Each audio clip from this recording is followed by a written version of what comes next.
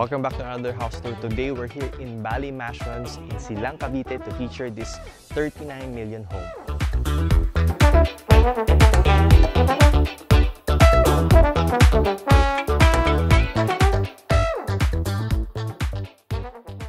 This property sits in a lot area of 252 square meters with a floor area of 345 square meters. It has 3 bedrooms, an entertainment room, an office, a maid's room. You have 4 toilet and bath, a powder room, a carport that can fit 2 vehicles, your landscape garden, and a beautiful lanai wherein you can entertain your guests. I'm excited to show you this one because this is actually one of a kind.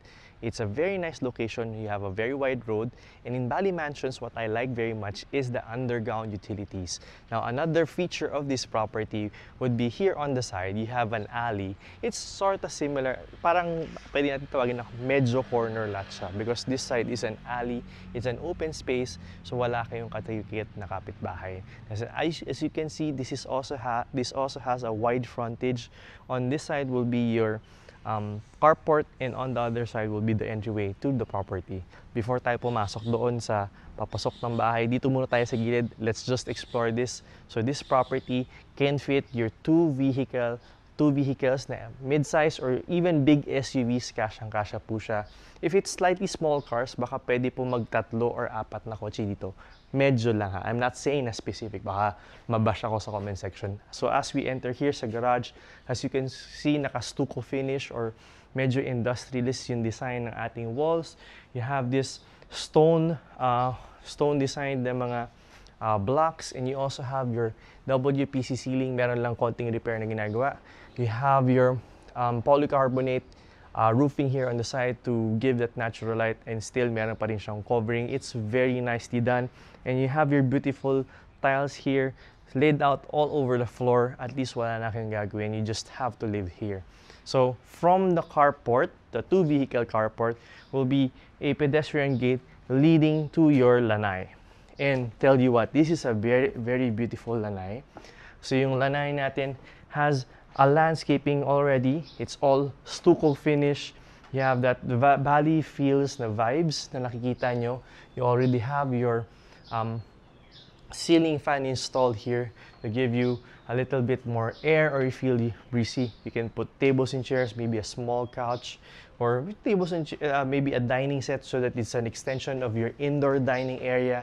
You have this lighting. Just imagine anong itsura nito ng gabi. So it's very beautiful. You also have this additional sitting area here at the back. I can just imagine maybe putting a small jacuzzi here at the back, or a small pool here at the back na siguro may yung detachable na pool is very, very nice. So as we move a little bit further, here at the back will be your service kitchen. So tara, explore na natin para hindi na tayo umikot sa likod. So this whole back part of your house will be your service area, which is also connected to the auxiliary kitchen. So dito, meron ng lababo sa labas. So this is your outdoor kitchen. Pwede rin kayo magluto dito. You can put siguro bubong din, or parang temporary na bubong. And then you can also do your laundry, so do your dirty work or yung smelly food, but you still have your auxiliary kitchen dito sa gilid na to. So on this side, you also still have an extension of your landscape garden, but you also have your auxiliary kitchen here with your cooktop and stove. So we're done with the outside or the exterior tour. Let's go inside and explore the ground floor. Before we proceed and tour the ground floor, let me just invite you to hit the subscribe button and click the notification bell para ma-update kayo whenever we release new videos. We're also on social media. We have Facebook, Instagram. We're also on TikTok and LinkedIn. Follow us in our social media accounts. The links are on the description, and nandyan din po yan sa comment section. So pasok dito tayo sa pedestrian gate or dito sa owner's entrance. So it's a very welcoming entrance, very beautiful entrance. As you can see, you also have your block and lot already there. And then you have your beautiful stone finished tiles here. And then you also already have your landscaping. Talagang sinabay niya pa rin yung Bali vibes even though medyo modern siya. And then you also have the lighting here in one step or every step of the way going inside. Now, by the way, there's two doors here na may smart lock entry. First one is the main door and the other one is the master's bedroom. So tara, pasok tayo. Tanggalin ko na yung sapatos ko. Okay. So as we enter, it's a very beautiful entryway. You have this, you will be greeted by your beautiful painting here. By the way, this property is fully furnished, but ang hindi lang kasama dito are certain artworks na hindi po sinama ng owner. So as we enter, you have their artwork here. You have a desk here or a furnishing here. Now, what I like about this side, so tara pasok kayo para makita nyo. So let me just move the rug. Okay. Tanggalin lang natin yung rug. So pagkapasok natin, you have your shoe cabinet here na dinesign siya with skateboards wherein you can place the slippers, you can place your shoes, you can place yung mga outdoor footwear natin. And then you also have here a place wherein you can hang your coat or mga jackets right before you enter or exit the house. It's very, very nice. So as you move a little bit further, right across would be your living area. So as we enter, napakaganda po ng living area natin. You have your open down below, high ceiling, double height ceiling with your very beautiful chandelier. So it's very, very nice. You also have your painting. I can just imagine staying here, relaxing after a long day at work, or enjoying this as fruits of your labor for your business. Yeah, and it's very, very nice. Napakaganda po dito. Now, move a little bit further through the house. You also have here your man cave or your entertainment room. So ito pong entertainment room natin is fully air-conditioned. You already have your genuine leather sofa. And then you have your hanging cabinets. You have your provision for your TV. You have your split-type air conditioning. And what's nice about this, here in your entertainment room, you can actually convert it into a room or a ground floor bedroom. You also have your toilet and bath, fully furnished. You have your tiles all the way up. You have your very beautiful tiles here. You have your niche, and you also have your accents, which I really, really like. Then meron na rin tayong lighted mirror na nandito. So as we move a little bit further through the house, let's explore. I'll show you the dining area. So this is the dining area, one of my favorite parts of the house. So you have your 6-seater dining table. Actually, pwede pa nga dito 8-seater. Sobrang luwag niya. You have your 2 big, huge sliding doors. Napakaganda ng quality. Even yung drop and cove ceiling combination natin, very well thought of. Even their chandeliers are very nice. By the way, this dining table is made out of a mango tree. So napakaganda ng quality niya. It's custom made for the owner. So it was requested by the owner, so sobrang ganda niya. Now right across would be your showcase kitchen or your indoor kitchen. This is made out of quartz countertop. You have your bar stools here. Again, you have a beautiful center lighting here. Very, very, very nice. Now right beside it would be one of my favorite parts of the house, would be this beautiful artwork. And nakalagay, ang ganda ng color niya. It's very matching with the bricks design here. Tapos meron ka pang stucco finish. It's a mix of parang industrial, mix of modern Bali vibes. Now, you have a very beautiful kitchen here. The refrigerator is included in the sale. You have your modular cabinets with matte or semi-gloss black finish. And then you also have here a long bar counter wherein you can do your dishes. Now, for cooking, you also have yung kaninang tinuro ko, which is connected to our outdoor kitchen, would be your auxiliary kitchen. It's also with a granite countertop. You have your cooktop, you have your oven. You also have a range hood here na Bosch. Now, dito rin sa ating auxiliary kitchen would be your access going to the maid's room. So you have your maid's room here, single bed. Pwede rin kayo mag-double deck dyan. Now, we also have here the toilet and bath. This is a toilet bath for your maids. So, we're done. Meron pa pala akong papakita. There's another powder room, the first powder room here on the ground floor, or the only powder room of the house. I'll just show it to you. So, dito sa ground floor, dito sa may stairs, pagbaba mo, okay, you have this accent, or you have this small space for your plants, and then you have this powder room, which is nicely done. I like the colors of the teal. You have your circular shape or cylindrical shape na sink. You have your countertop.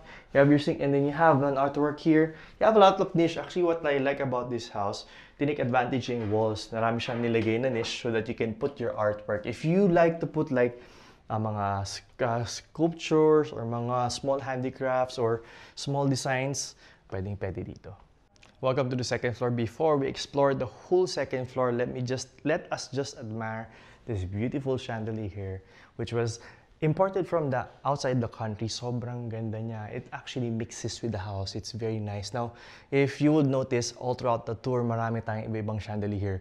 Like for example, this one hanging in the living room, it's also imported outside of the country.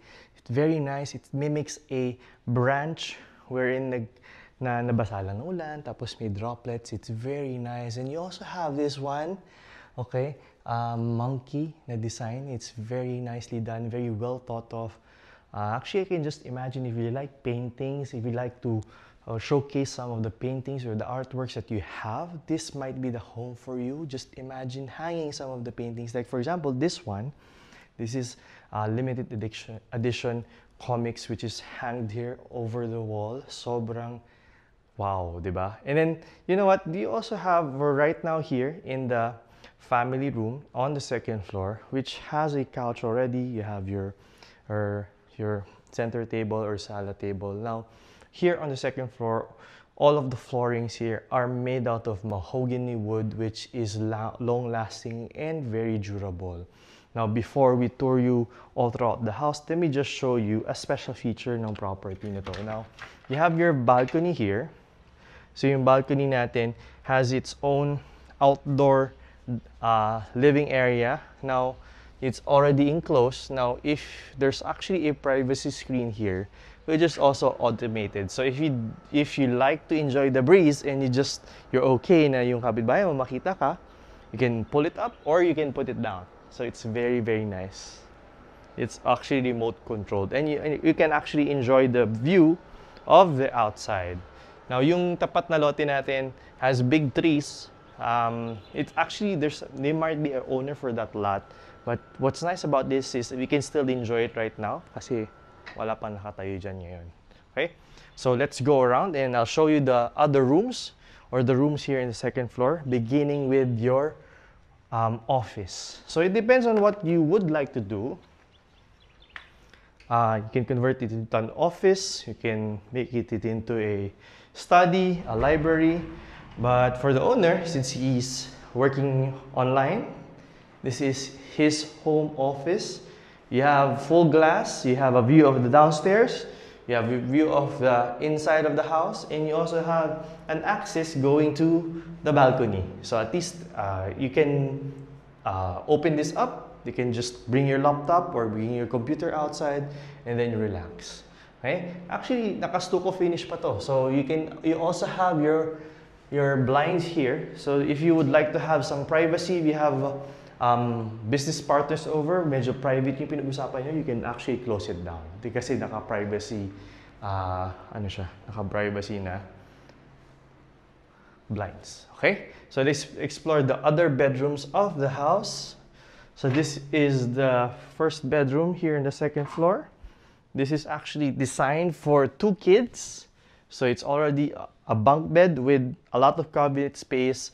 Down here in the cabinet, you also have cabinet space here. You have a study here na naka-design na. Those are personalized already. You have your center light, maganda, and then you already have your Korean blinds. Now, right beside it would be your common toilet and bath. This is just the right size. You have your tiles. You have your, they say this is Machuca tiles. I don't know if you can correct me if I'm wrong. You have your shower enclosure, glass covering or glass partition. You have your niche.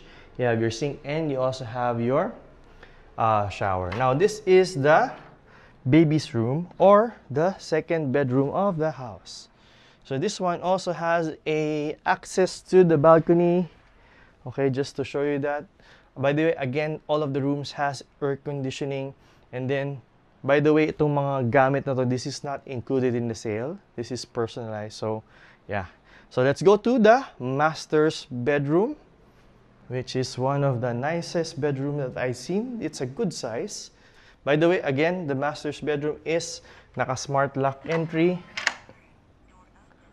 So as we enter, we're greeted by our customized bed. This is actually not a king-size bed. This is bigger than a king-size bed. You have your lightings. You have your gray matte wall at the back. You have your beautiful headboard. You have your sheer curtains, and you have an access to your own balcony or your private balcony, and you have your cabinets and TV. Now, also here in the master's bedroom would be your walk-in closet and toilet and bath. Now, for this one, this is a more modern walk-in closet that I've seen. Just the right size. If you need more space, maybe you can use the other bedrooms, but this is just the right size. You have your lighting, you have your clear glass na covering, and then here's your toilet and bath. For the toilet and bath, you have your smart mirrors, you have your niche, you have your tiles, you have your brass design, the mga fixtures.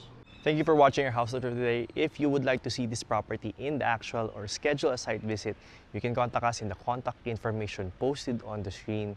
We also have our Viber, WhatsApp, and iMessage. We're also on social media. We have our Facebook and Instagram. Now, if you're still looking around and you would like to just get updated with the latest property listings that we will be posting or latest house tours, you can join our Viber community. The link is on the description and comment section. Once again, this is Arman Cruz, and I hope to see you soon in my next house tours. Bye guys!